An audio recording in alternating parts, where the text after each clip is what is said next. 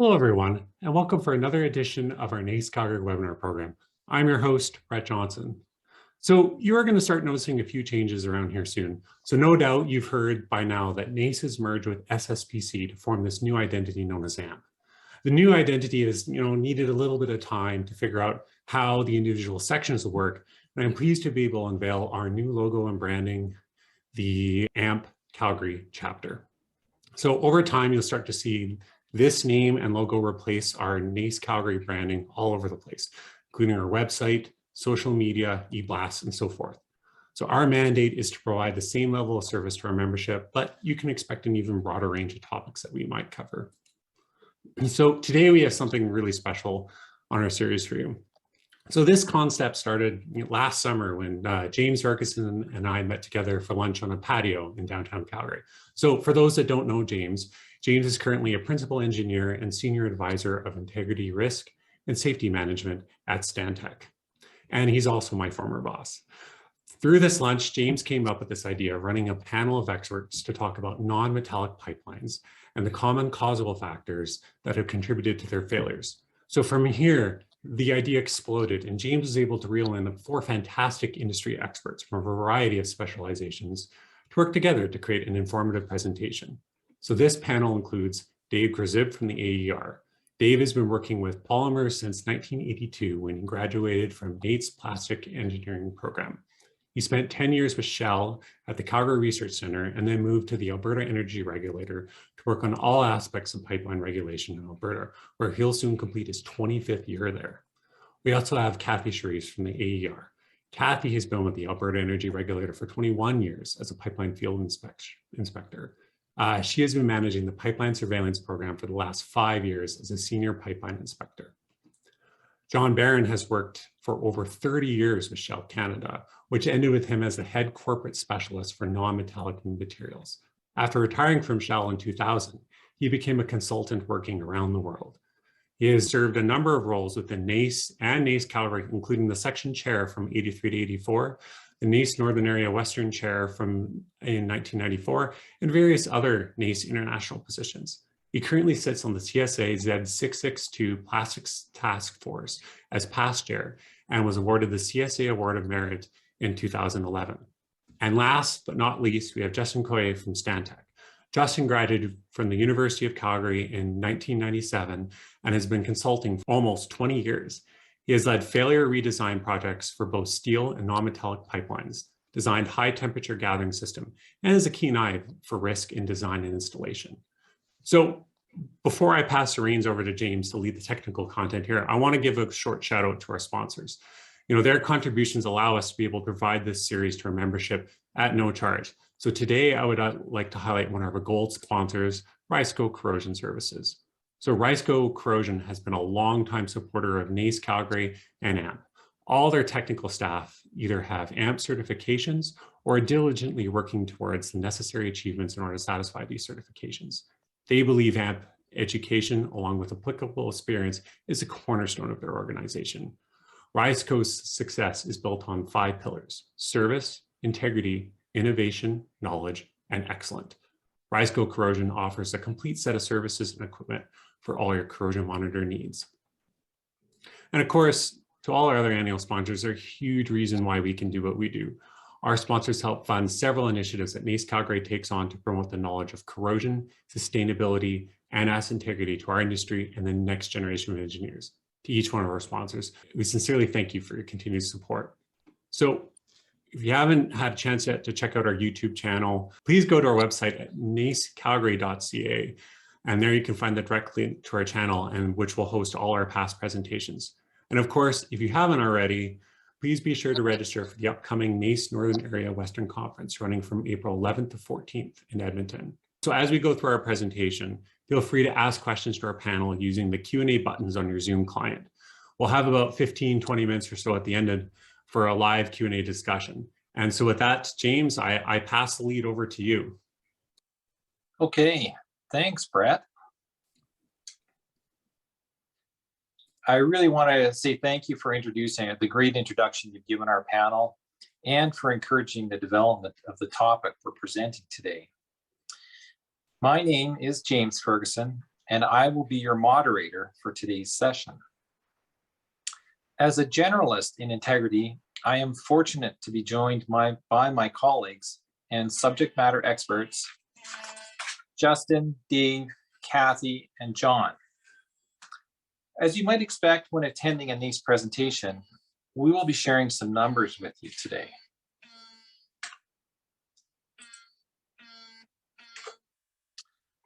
Okay, this chart shows installed lengths for 3 types of non-metallic materials that our panel is going to address today. We've got fiberglass, composite, and polyethylene. The installed lengths were extracted from the Alberta pipeline database and are grouped into 5-year totals spanning a 30-year period, starting in 1990 and going all the way to 2019.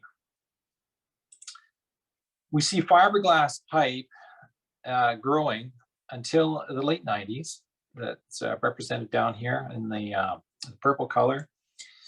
And in contrast, composite installations start later and really kind of max out in that 2012 to 2013 range. Last one, polyethylene has a larger market, clearly by the length installed, and follows a longer term growth pattern.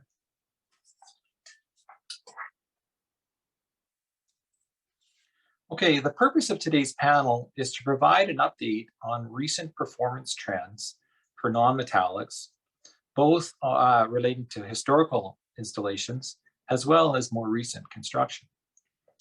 I think I can speak for everyone on our panel when I say we hope that the information that we present today can help with refining integrity management programs for the pipeline systems. I would now like to turn it over to Justin Collier to start us off with his take on how design and installation contribute to pipeline performance. Good afternoon, everybody. My name is Justin, and Justin Collier. I just wanted to I guess, say thanks to James for recognizing the wealth of information that exists out there in the AER's data. We've done some digging into that data, and it's apparent to us, and it's apparent from the data that non-metallic pipelines do definitely have a higher statistical failure rate than steel does. But I guess one thing to note is that they do have a place. There are places where steel is just not suitable for the service. So we recognize that non-metallics there is a need for them in industry, but we are also recognizing that there's a wealth of data out there that can be dug into, that we've done some of the initial digging into, and we wanted to present that here. So yeah, kudos to James on that. So I guess the key thing is that there is a lot of data available in the AER records. We're going to steer your attention to a little bit about what is there. You know, what is available for data, what all different types of non-metallics are out there, what has been recorded out of that data, what installation standards exist or were used, and we know that has evolved over time. CSA Z662 now has a quite robust guidance and requirement for non-metallic installations of pipelines. So can industry improve from recognizing and studying that data? What is different from steel and non-metallics, and how can industry optimize the safety of non-metallic installations? So next slide, please, James.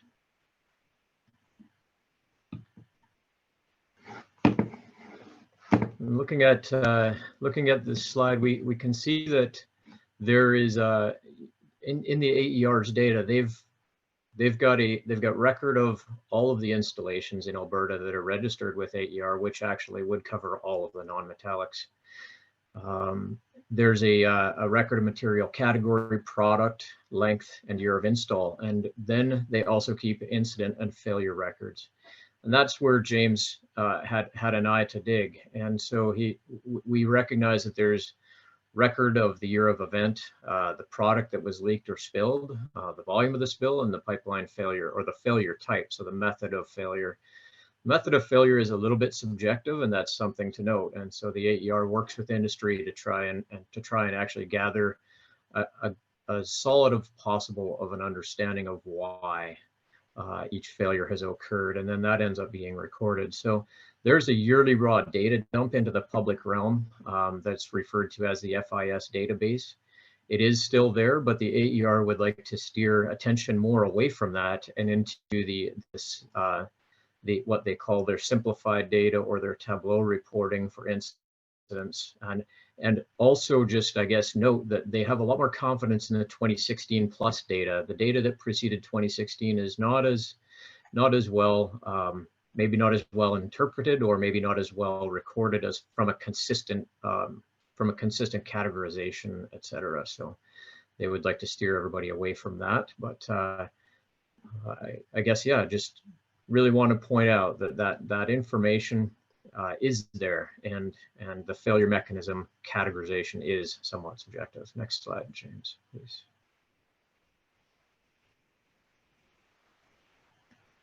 So the various categories of non-metallics that are recorded as people apply for a pipeline license. The primary categories are F, G, and P. So fiberglass is F, composite is G, and polyethylene is P. F is referring to the stick fiberglass installations. So that's all installed in a similar way to how steel is installed. There's multiple manufacturers and grades of this non-spoolable product. So it's hauled on flatbed trucks like steel would be. Composites, referred to as G, consist of several spoolable manufacturer products and reinforcement types. And there's a range of different ones there that you can read. And polyethylene pipe is either stick or spoolable, and it's mostly used for low pressure gas distribution and or fuel gas supply. I guess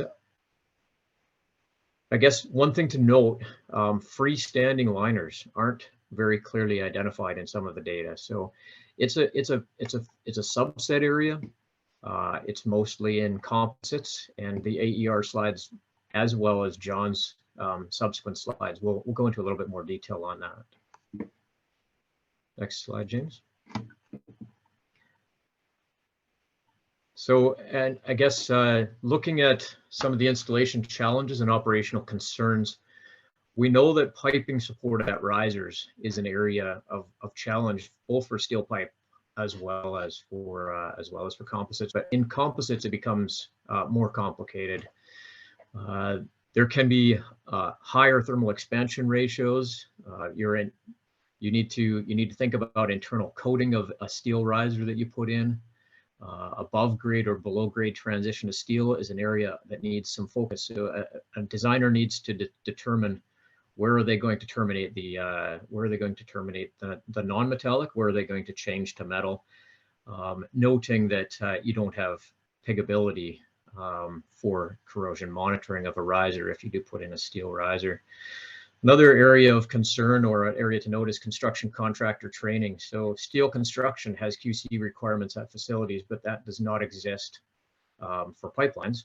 And it's even less of a focus for non-metallics because there's less quality management there. So contractors' own procedures and or owner specifications need to drive that construction quality management and recording. So, and I guess I hearkened to it already, but integrity in considerations, pipelines themselves don't exhibit corrosion, but the associated steel risers and assemblies do if that's not managed. So pipelines as well and associated risers, they're not piggable or inspectable for integrity purposes. You can pig to eliminate liquids, but you can't do any integrity monitoring pigging. And then changes in operating parameters with no MOC is an area of greater risk in steel because there's less of a safety factor typically than there is for steel. It's just generally less forgiving. That's the end of my slides. I'll pass it on to Dave and Kathy. Yeah, hello. Hi everybody, Dave Grzyb here. Good to see you all again and talk to you all, even if it's virtually. Thanks. Yeah, we're going to present some statistics here about you know, the non-metallic pipelines and what we see for performance over the last 5 years or so. We don't concentrate here very much on polyethylene. It's mentioned a little bit, but I think most of the interest is in fiberglass and spoolable composite pipe.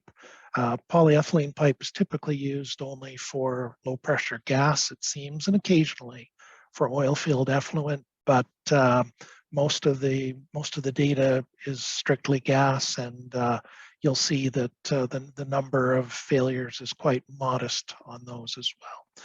So in terms of how we gather data for this, we are using the AER regulated pipelines for both the incident data and the inventory data from 2016 to 2021. We instituted a new program to collect and analyze our data, and that's on our website, and there'll be a slide in a moment about that. And that also allows users to go and manipulate the data and do their own searches as well. So the data for this, these statistics were pulled in February, and they are subject to change because some of them are not fully resolved yet. So some of the incident causes could yet change. We've looked at the age of the pipelines to try to determine when we're seeing failures in terms of lifespan. And I would like to mention that that's a very difficult process because the licensing data changed and has changed over the years. And sometimes it's very, very hard to determine exactly how old a pipeline is. So take that with a grain of salt. We've done the best we can, but it is an estimate. The materials we're looking at are composite fiberglass and polyethylene. We did have a problem with our freestanding liners in that, as has already been mentioned, it wasn't always possible to determine what sort of freestanding liner was within a pipeline. Now that's been fixed here starting for 2019, where we now do have an indication of what type of liner is in place. So we've corrected our data to include that, and we'll talk about that later on. The ones before, that's a little more difficult. We've made some estimates, and again, we'll look at that later on. The incident types are leak and rupture only. We haven't counted pressure tests here or hits. And as is our usual practice, we talk about incident ratio or failure frequency ratio. That's the number of incidents divided by the operating and permitted pipeline length in a given year, and we express that as incidents per 1,000 kilometers per year. Right, I think that's it. So this is the, sorry, I gotta close that. This is the link to our pipeline performance report on our website, and in there you can get to the raw data. This is the data between 2016 to 2020. Actually, the 2021 data we've included in this presentation, but it's not actually published yet. Should be out there approximately in June, and you can have a look at that.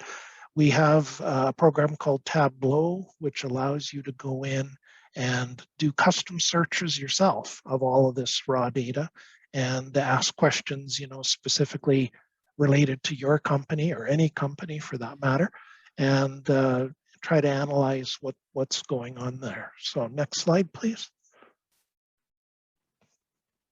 All right, now this is the most recent listing of the inventory that we have here. The top line in red is the length of polyethylene, high density polyethylene pipelines. The blue is our composite pipeline inventory, and the orange is fiberglass. Interestingly, you probably note here that the inventory is going down, and you go, okay, what the heck's going on? Are people stealing our pipelines like they steal our copper cable? No, we don't think that's the issue. The reason is because the industry has been doing a lot of discontinuances and abandonments of pipeline, and those are indicated here because we're only counting operating and permitted inventory. So as those are switched to discontinued or abandoned, the inventory appears to actually be reducing. Next slide, please. Now, this is where we looked at the three materials and tried to figure out how old these lines were when they failed. And again, these are estimates. Take them with a generous grain of salt. But what is kind of interesting here is imagine putting a bell curve over each of these groups of data. We tried and we couldn't make it work. But if you were to do that, you would see a bell curve that kind of indicated a maxima somewhere about 7 or 8 or 9 years for the composite pipes. And for fiberglass, that bell curve might fall about, I don't know, let's say 16 to 18 years. And for polyethylene, it's pretty flat and there's not a great deal of anything happening there. But if I had to, I would say that probably the mean is somewhere, in that 13 to 14 year range. So this does tell us something interesting. I mean, it does tell us that, the one group of materials, do seem to have failures at an earlier point in their lifespan than others. And, we think that that's interesting. We're not quite sure of reasons and all, but there does seem to be a trend to that. Next slide, please. This is the same set of data, and what we've done here is we've looked at the incidents that have occurred, and we always assign them a consequence rating depending on how much has spilled and what its impact to environments are. And as you can see, there's quite a number of high and medium consequence events with the spoolable composites. And, that stands to reason, because these materials, when they fail, don't fail by a pinhole. They typically fail by a rupture or a break that, allows quite a lot of carried substance to be released in a hurry. The good thing about that, if there is a good thing, is that when that happens, it's usually noticed pretty quickly. And as such, the remedial actions can begin. Now, in contrast, if you look at fiberglass, there are also a pretty good number of high and medium consequence incidents there.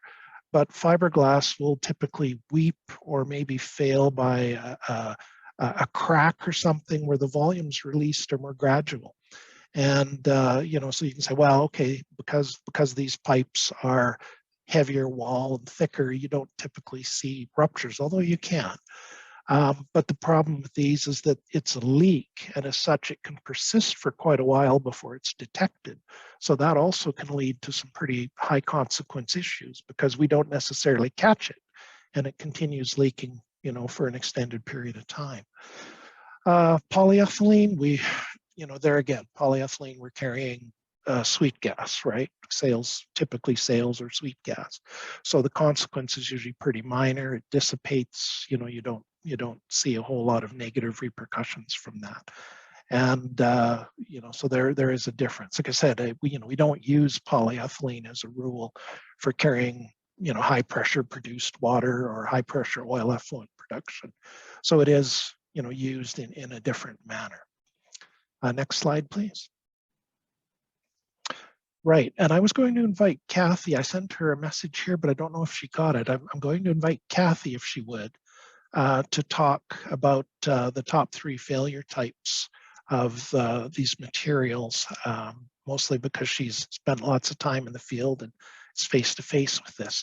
Note, these are only starting at 2018 through 2021, and that's because that's when we first started capturing the additional detail regarded to our incidents. Before, we had the main categories that you see along the bottom axis of this graph. But starting in 2018, we started trying to capture subcategories so that we had more detail. And those are listed kind of in this right-hand table that's in the upper right corner of that. But Kathy, if you would, I would like to let you go ahead with that. Thanks, Dave.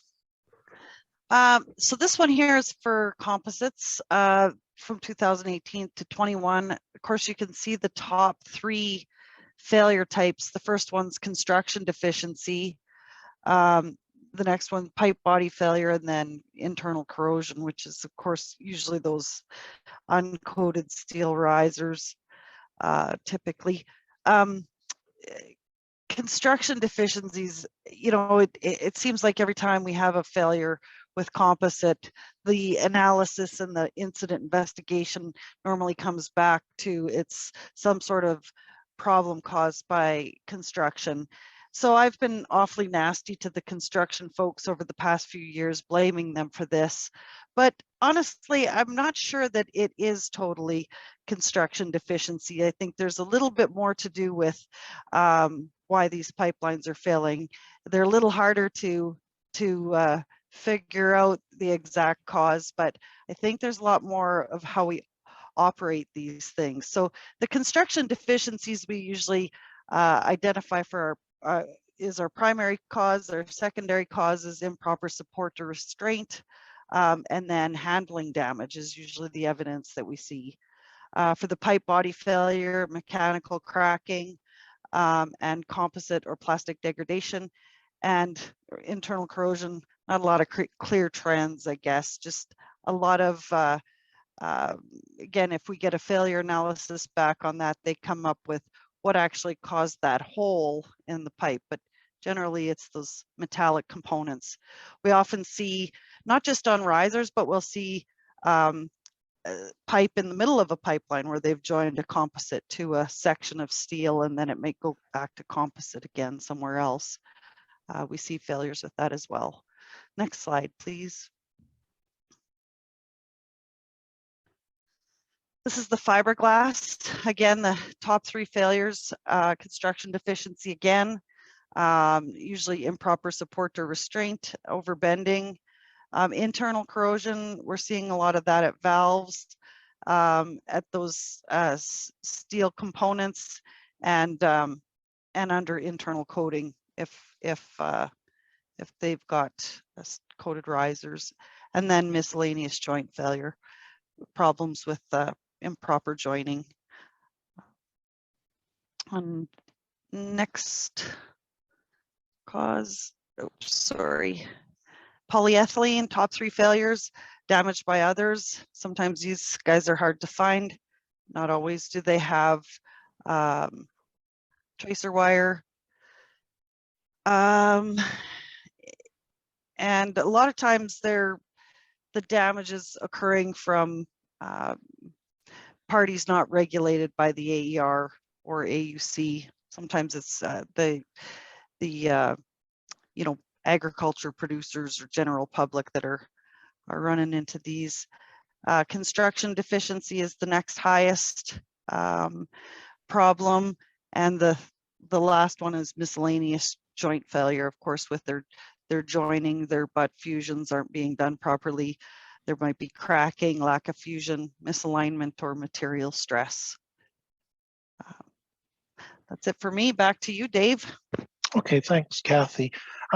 Something I would mention that I should have earlier, but near the title of each of those slides, it gave the number of failures that occurred over this 3-year period between 2018 and 2021.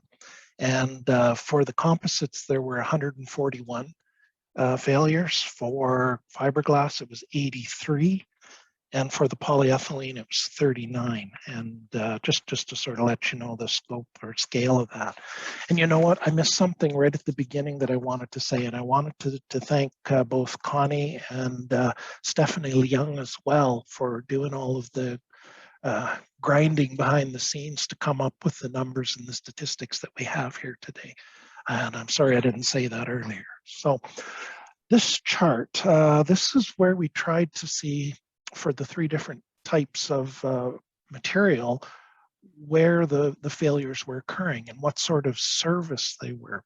It was kind of interesting because what we found when we looked at this is that the fiberglass pipe, which is the top row, showed more failures in oil effluent service than in water service, and no failures recorded at all in natural gas service. So we thought that was kind of interesting.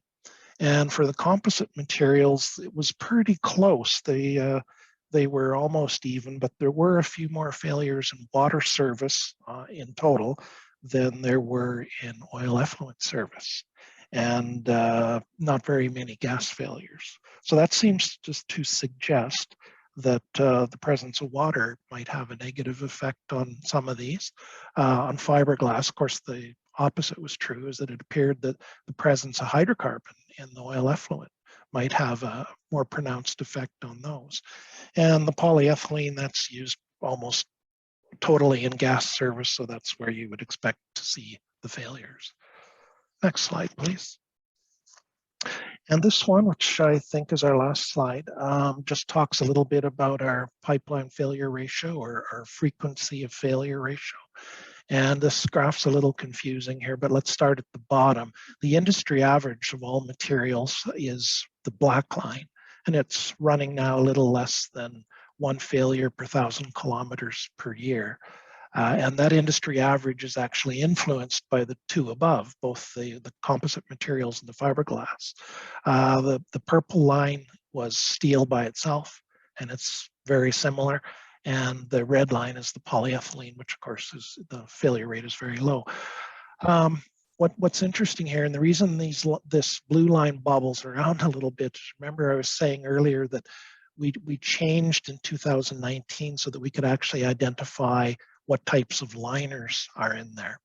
And some of those weren't being counted before, because those were being counted as steel pipeline failures, when in fact it was the liner that had failed.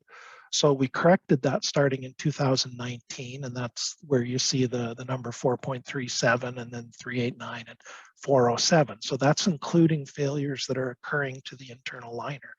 And the little short dashed light blue line is the addition of those liner failures. We actually went and looked to see what the actual numbers would be for those. Now we can't tell which material they are, unfortunately. So we've kind of estimated, and well, not estimated, we did get the numbers for these. And there should be a little dashed line there between the 3.80 to 4.37, but we couldn't make it connect with the software. So if you were to include failures on internal liners, you would have that dashed line there that starts at 4.39 and then joins to 4.37. So, you know, the two are fairly similar, fiberglass and composite. You know, we are seeing, you know, significantly higher failure rates than we see for steel and so on. But what was I going to say with that? What I would like to point out is that back in 2010, we did a analysis of the same thing, fiberglass and composite failures. And that was pretty extensive review as well. And the numbers back then were at least double of what they are now. So we do seem to be seeing an improvement with our performance. And, you know, the numbers have come down fairly significantly. And that's great. You know, we will hope to keep industry working on that trend. And I'll stop talking now, and we will pass this on to John's portion of the presentation. Hey, thanks, Dave. Good to hear things are improving there from 2010. I'm not going to show any statistics. I've got about 6 or 7 slides. We'll try to move through them fairly quickly, so we leave some decent time for discussion and that at the end. I'm going to talk about design and operation a little bit, but you know, when you're designing non-metallic systems, I mean, you have to do, like I say in the first point here about, you know, it has to go beyond a simple review of the pipe pressure rating, and there's a lot of other key factors. If we're going to make some improvements here, you have to be much more aware of soil conditions, requirements for any extra measures, particularly at the endpoints where the risers are located. So if you have poor soil stability, there can be settlement issues, which is more, the pipe is certainly stick fiberglass and composite are sensitive to this. Riser sites are quite infamous for being over excavated, and so that has to be thought about and controlled, and the stability returned, or because as we've seen in the data, there are quite a few failures at the endpoints. That also points to things like fluid surges, pressure cycling, unrestrained thermal expansion.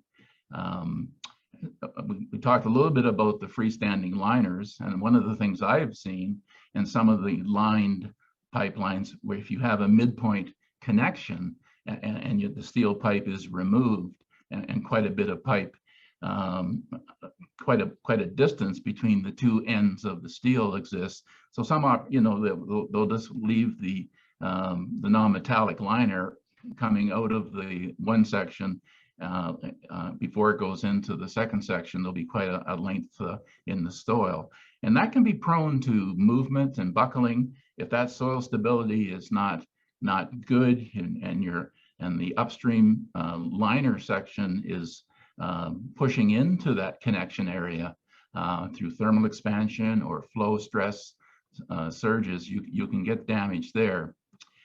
So risers are very important. The materials, these are things to think about in design. Supports, the transitions have been mentioned, where you transition from perhaps a steel header to a non-metallic pipe. In some cases, of course, the non-metallic pipes are brought above ground, but they can also be done below ground. So, some extra considerations there. The metallic couplers for the composite spoolable lines have to be thought about. Are you going to go with because those tend to be built of steel, and do you need to apply a coating or perhaps make those out of corrosion resistant alloy, for example? So these are some of the things that are different at the design step.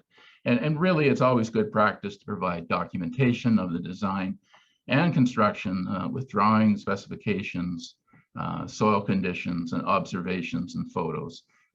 Can't have too much of that down the road when you're looking at these. Next slide, please, James.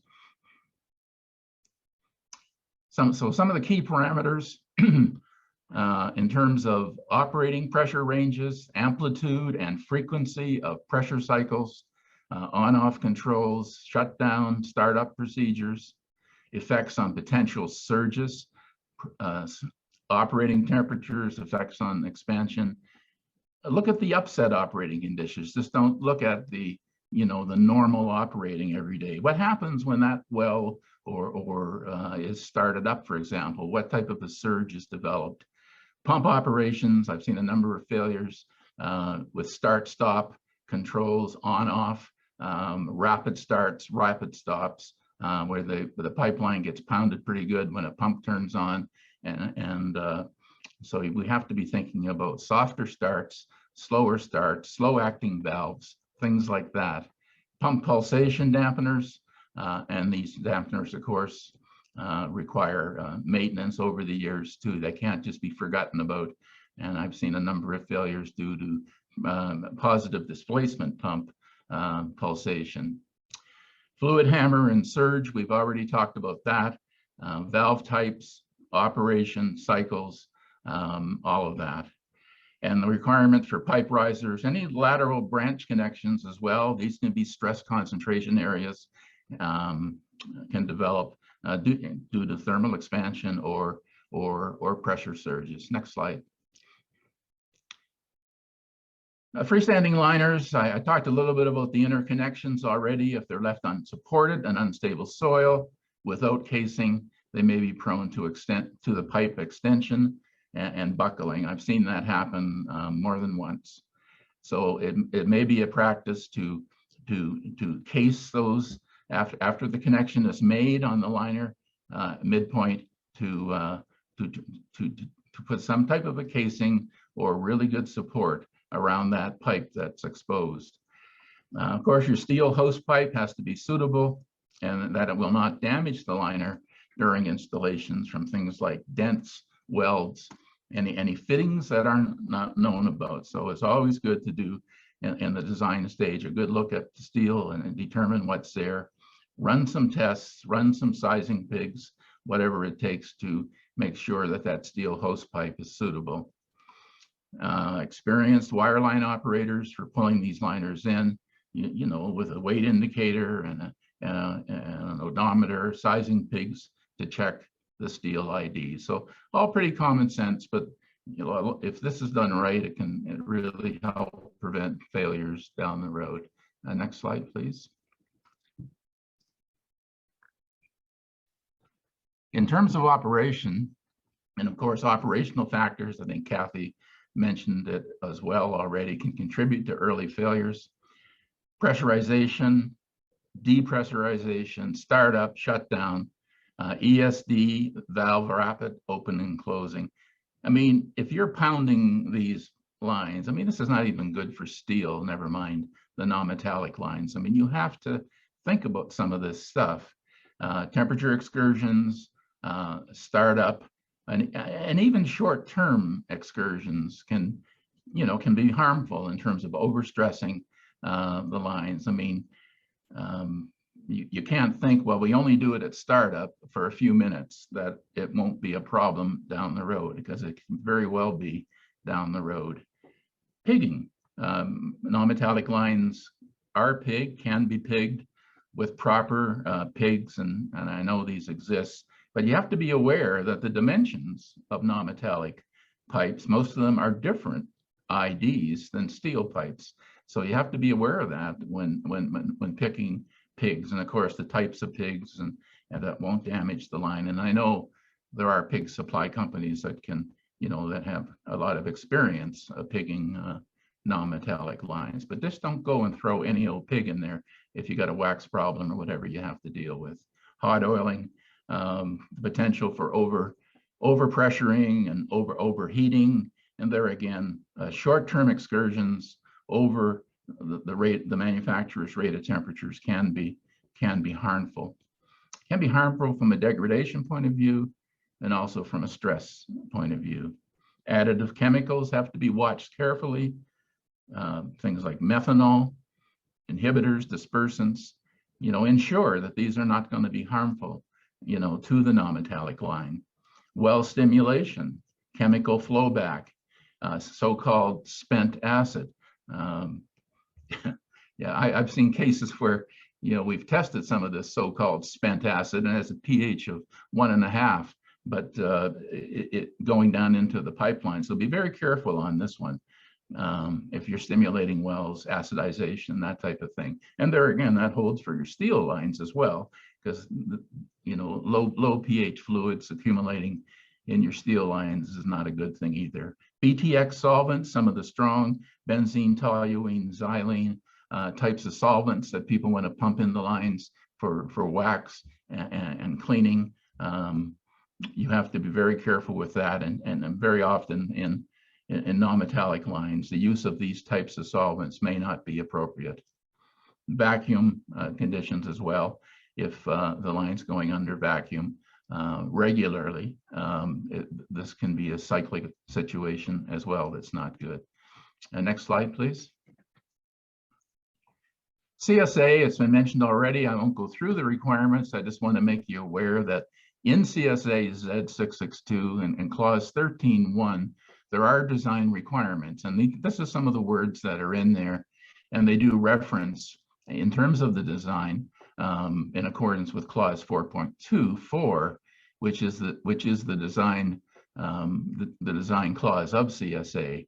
But you can look down the list here, the checklist, if you want to think of it that way, of things that have to be looked at. Slope movements, there's been failures to that. Frost heaves, vibrations, hydraulic shock is mentioned. So that has to be looked at carefully. So this is some of the stuff that's in CSA currently around the design of non-metallic pipelines. Next slide, please. Just further on in 13.1, there are special considerations, unstable ground conditions. This is all mentioned in the code, I should say, transitions to steel and at risers. This is a clause 13.126. It's there.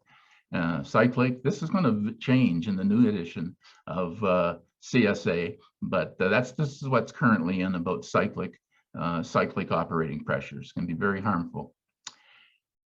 And the manufacturer's recommendations for protecting against surge due to fluid hammer shall be followed. So this is something to consider also in the early design of non-metallic pipelines and its code requirements. Next slide, please. I won't spend a lot of time. I just wanted to give you some idea of the mechanical properties and of the products here. This is actually stick fiberglass. I called it rigid composite in this table, but I'll just point a couple of things. If we look at the modulus, for example, of steel and go across to the stick fiberglass, you can see that it's 1/10 of what steel is. And of course, if you go over to polyethylene, it's even much reduced even more. But the point of that one is that even though the thermal expansion coefficients of these materials can be higher, they generally don't develop a lot of stress. Stick fiberglass has got a decent modulus and can, but compared to steel, so you just have to think of these products differently. On the thermal coefficients and modulus, you can see the stick fiberglass is anisotropic. It is not the same. It's directionally orientated. You have an axial modulus and you have a hoop modulus, much the same for the coefficients of thermal expansion. The numbers I've taken here are just kind of some typical values. Each manufacturer's products will have slightly different numbers than these, but just wanted to show you kind of the order of magnitude of this. Look at polyethylene, for example, on the coefficient of thermal expansion. I mean, it's like 10 or 12 times what steel is. In terms of design and temperature effects, I would say in terms of steel, it's minimal. Rigid composite, it's moderate, but it's significant on polyethylene. When you're designing polyethylene lines, you have to be very much aware of the operating temperature, and you have to adjust the design stress accordingly, and that's in CSA as well, clause 13.3 as well. So that concludes my presentation. I'll pass it back to, I guess, Dave for some concluding remarks. Sure, yeah. Yeah, just in sort of summary of some of the things we talked about today. From our statistics anyways, the failure frequency of composite and fiberglass pipes is still higher than the industry average and quite a bit higher than steel pipe average. We have seen a pretty significant reduction in failure frequency compared to an analysis we did in 2010, and that's good, and we should all pat ourselves on the back, but then again, not get complacent. We can still do better.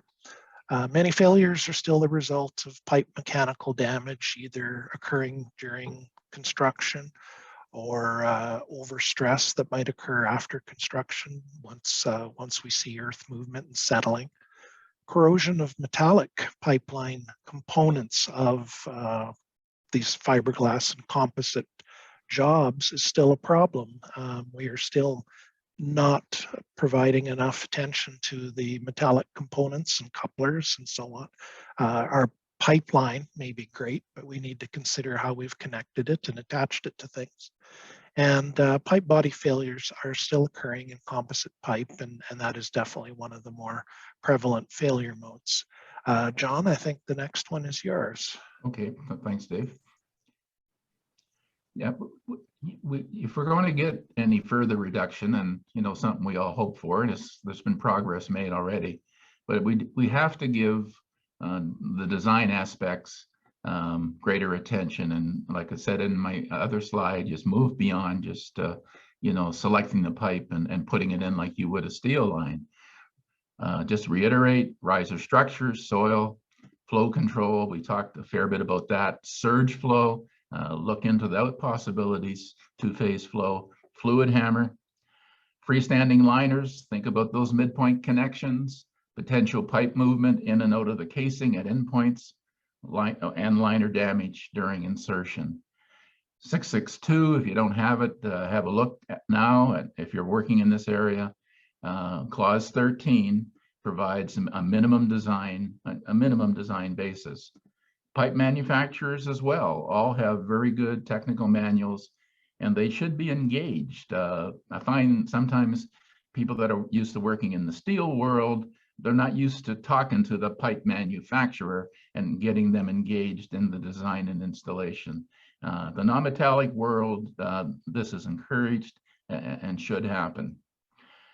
non-metallic pipeline materials can provide an alternate, a useful alternate for very corrosive oil field services, often where steel pipe has already corroded out and has failed or is known to be susceptible. But to make it work and keep improving, we have to have the number of special considerations that we've talked about during design, installation, and operation are required to reduce pipe damage and failures. Thanks for listening, and I'll pass it back to James. Great. So Brett and I, thank you, everyone. Thanks to all of our panelists for the tremendous content that we just heard. Brett and I are going to take turns with the questions that have been posted. Brett, you're number one. Great, thank you, James. First question I have is for you, Dave. So, are you starting to see a trend in, preference to what non-metallic materials are being put into service these days for new pipelines, and why that might be the case? I think there are two or three, let's say three commonly used products out there that, I won't name, but there are some, certain services for which one or the other of the products may seem to perform better, and companies themselves seem to sort of be picking up on that, where, for certain applications, they're having better luck with one product than the other. So yeah, we are seeing that. It's nothing that we can tell people what to use. Of course, they have to use whatever they want to use. I don't know what else I can really say about that. I suppose if we really wanted, as a regulator, we could specify or put limits, on certain services, but that's not really in our interest to do so. Yeah, careful what you state on that. James, go ahead. Okay, and we have another question here. So this one, maybe John, you could weigh in on this. In your experience, what factors are coming into play and driving failure rates down over the last 10, 12 years? I think probably number one is contractor training, awareness, and interplay with the pipe manufacturers in providing that service. I think probably the main thing. And the code requirements have, in the last 8 to 10 years, there's been increased requirements around soil stability, things like that have gone into clause 13.1, at least hopefully making people a little bit more aware of that. So that to me, James, would be the contractor training. I think is huge. Thanks, John. It's good to know how we're getting better as well. So this next question here ties in really well to our last webinar here on hydrogen pipelines. But obviously, it's definitely the kind of talk of the day these days about moving hydrogen, and also critical CO2 service as well. Last time we talked about steel and their applications on that. Are there any applications with that in the non-metallic world? Or is there anything potentially being designed or worked around to be able to have these types of services applicable for non-metallics? Why or why not? Maybe John, maybe we'll start with you on that. And then maybe Dave, do you want to chime in about maybe any movements on regulations with that? I think it's probably worth taking a look at. The hydrogen molecule atom is a very small one. It tends to like to permeate. It can permeate steel to some degree. So I think some of those things would have to be looked at, which I haven't done in any large way. But from a degradation point of view, I don't. Well, there again, I don't think it would be aggressive in that sense. But yeah, so I think it's something that should be looked at, Brett. Yeah, I don't know if we would be likely to see hydrogen being carried in non-metallics. I agree with John, as I don't think there would be an issue with degradation, but there would certainly be an issue with permeation. And the other one that comes to mind is that, you know, when we look at our statistics, the non-metallic products do have a higher failure rate, polyethylene excluded, but the composite materials do have, you know, a higher frequency of failure than metallic materials. I think we would be hard to justify their use for, you know, more exotic services when their performance seems to trail behind conventional steel. I think that could be kind of a hard sell, you know. How would we justify doing that? There have been some composites used in CO2 service, certainly for gas, there'd be no problem. You know, there have been a few instances where it's been used in liquefied or semi-liquefied CO2 service as well. And so far that seems to be going okay, but I'm not sure that all the products would be suitable for that. James, over to you. Thanks for those comments, everyone. And now we got another question here, which I'd like to put to Justin. And the question is, we're talking about surge flow and the impacts of surge flow on the non-metallics. How do we go about managing surge flow or making the pipeline operation in terms of transients fit the material capabilities? Yeah, so surge flow is an interesting topic, and there's a lot of work that gets done on that on a lot of installations. It's a major issue on steel pipelines, and it can be a major issue on non-metallics as well, and particularly for pipelines. In my background, I've seen and been involved in remediation projects on stick fiberglass, stick fiberglass installation in particular that was believed to be impacted by surge flow and created a fairly catastrophic failure. The ability to manage surge flow, well, I guess there's a few things that come into play when you're dealing with multi-phase oil well effluent.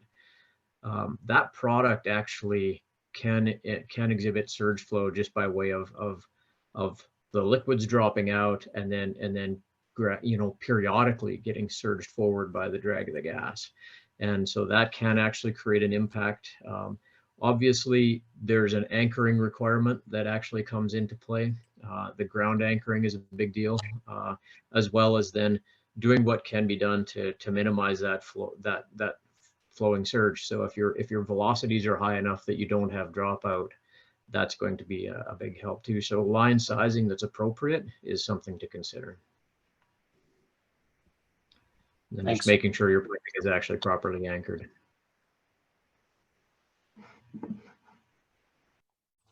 No, thanks, Justin. Appreciate that.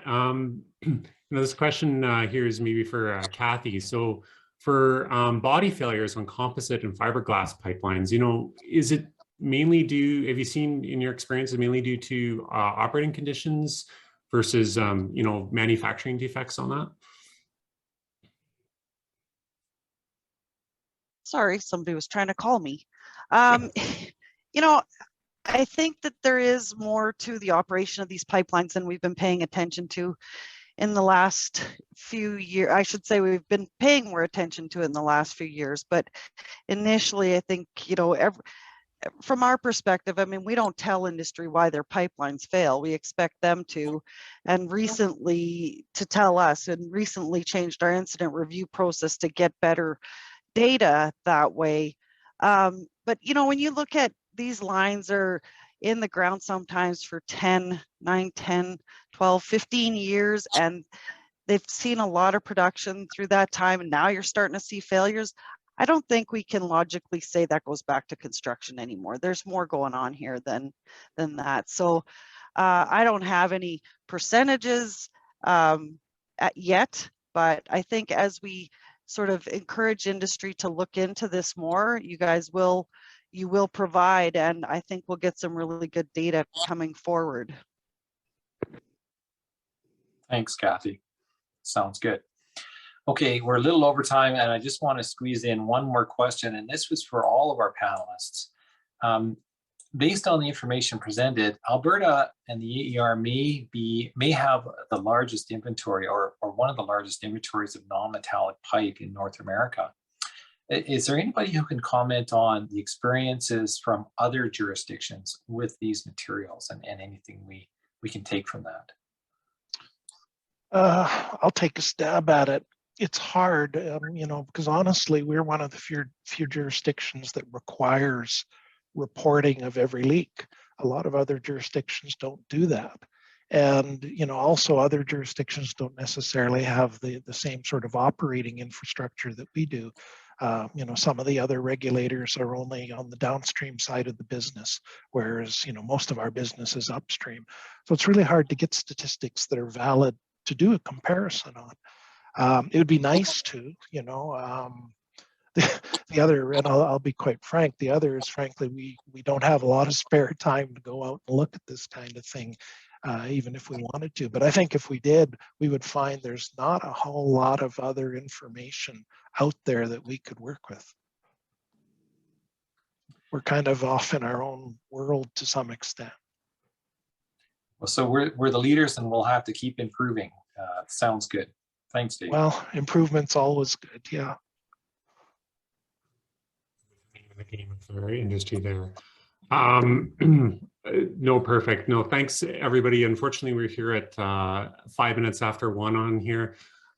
We've had a great amount of audience questions, and I really appreciate everybody getting involved with that. And unfortunately, we do not have enough time to continuing answering that. So with that, I want to thank each and every one of you panelists here.